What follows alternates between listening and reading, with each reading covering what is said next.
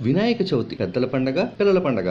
వినాయక చవితి అనగానే చిన్నతనంలో పంట కాలువ గట్ల మీద, తోటల్లో, పొలాల్లో పత్రిని తెచ్చి పూజ చేయటం, ఆ మధుర క్షణాలన్నీ గుర్తుకు రాక మానవు. ఏ పూజలో లేని విధంగా వినాయక చవితి పూజలో మాత్రమే పత్రిని ఎందుకు పెట్టారు? ఎందుకంత ప్రాధాన్యత?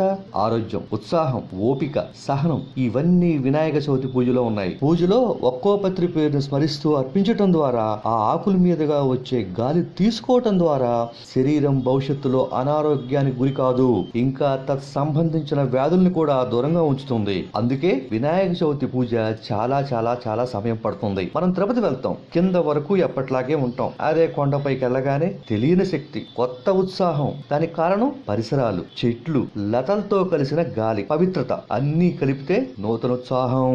అందుకే వినాయక చవితి పూజలో చాలా ఎక్కువ సమయాన్ని మనం కేటాయిస్తాం అన్నమాట. కథ చదివేటప్పుడు అక్షంతలు చేతిలో ఉంచుకోవడం మాత్రం మరవద్దు. పూజలో వాడే పత్రుల్లో ఆరోగ్య రహస్యాలు తెలుసుకుందామా?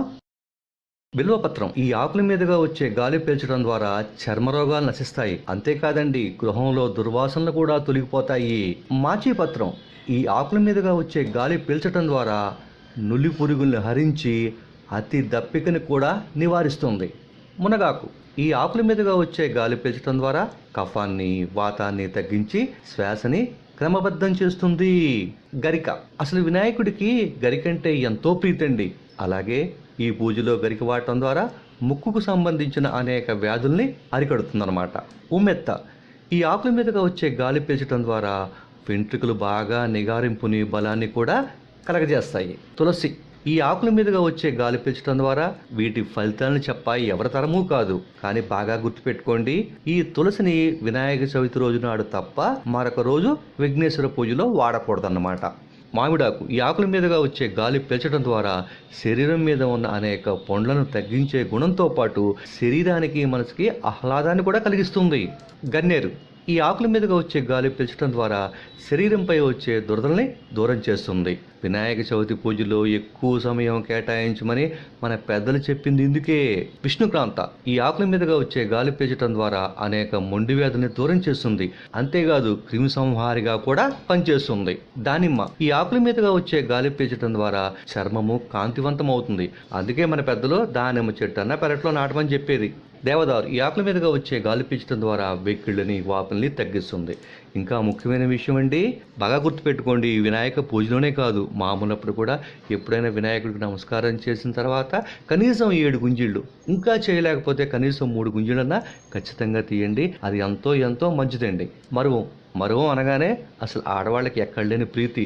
ఎందుకని? పూలమాలల్లో ఖచ్చితంగా మరువం ఉండేలా చూసుకుంటారు. ఎందుకని? సువాసనలతో పాటు శ్వాసకోశ రోగాల్ని కూడా తగ్గిస్తుంది. వావిలాకు. ఈ ఆకుల మీదుగా వచ్చే గాలి వల్ల తలనొప్పి వంటివి కూడా పోతాయి. అందుకనే పెద్దలు గతంలో ఏం చేసేవాళ్ళు? తలనొప్పి ఉంటే ఈ వావులాకులు తెచ్చి చక్కగా నుదుటి మీద అద్దుకునేవాళ్ళు. జాజీ పత్రం. ఈ ఆకుల మీదుగా వచ్చే గాలి పీల్చడం ద్వారా మధురమైన కంఠం కలుగుతుందండి. సంగీత విద్యను అభ్యసించే వాళ్ళకి పూర్వం గురువులు ఏం చేసేవాళ్ళు తెలుసా?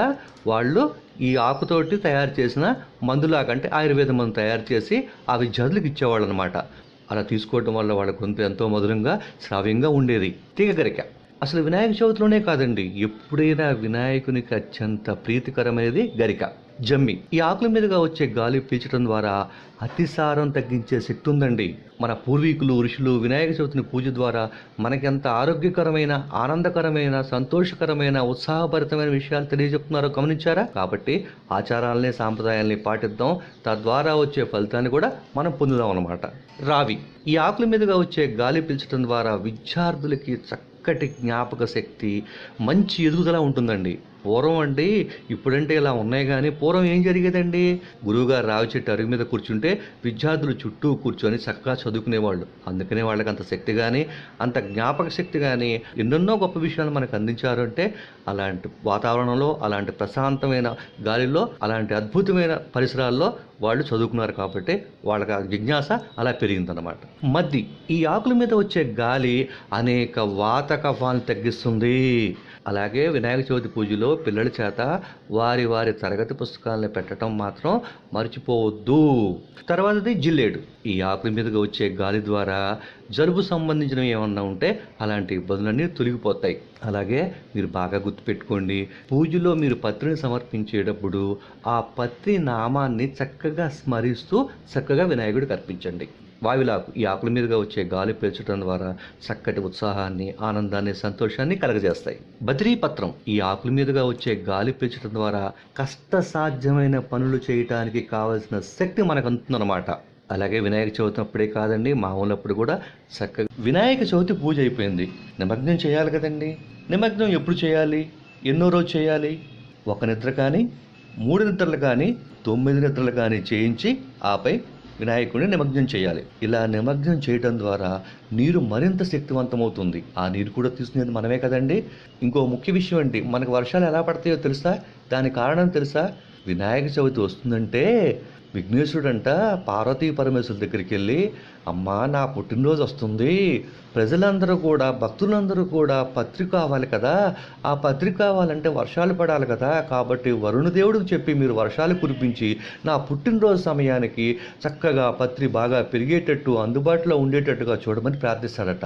అలా శివపార్వతులు కొడుకు మీద ప్రేమతోటి కొడుకు పుట్టినరోజు కోసం వరుణదేవుడికి చెప్పి వర్షాలు కురిపిస్తారు. తద్వారా మనకి పత్రి అందుబాటులోకి వస్తుంది. చాలా సంతోషం అండి. ఈ వీడియో కనుక మీకు నచ్చినట్లయితే కనుక ఖచ్చితంగా లైక్ చేయండి. ఒక మంచి విషయాన్ని 10 మందికి చెప్పడంలో కూడా పుణ్యం ఉంది. ఆ పూజలో అర్థం కూడా, పరమార్థం కూడా అదే. చాలా సంతోషం అండి. నమస్కారం అండి.